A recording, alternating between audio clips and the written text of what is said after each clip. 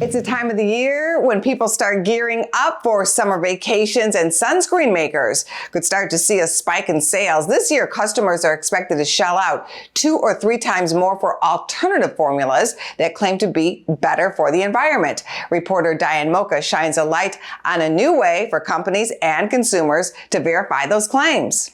Sunscreen sales are heating up as we approach summer, with consumers warming up to the idea of protecting their skin and the earth. Since more studies have emerged in recent years showing that traditional sunscreen ingredients like oxybenzone damage marine life, there's a growing shift towards eco-friendly sunscreens. Of the $14 billion in sunscreen sales around the world last year, more than $800 million went to formulas with zinc oxide and other minerals instead of chemical filters that kill coral reefs. Problem at the moment are these terms, which are things like reef safe and reef friendly and coral friendly, are simply unregulated.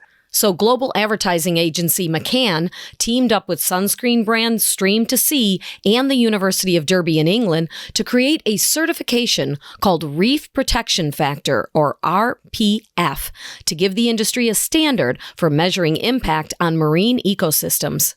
And it was filling a void where there wasn't any accreditation. While Hawaii and parts of Mexico have banned sunscreens with chemicals, Professor Michael Sweet says more than 6,000 metric tons of sunscreen, which is more than 13 million pounds, still end up on coral reefs every year, causing them to lose color, starve, and die. With RPF certification, products undergo rigorous testing to assess their impact on coral health.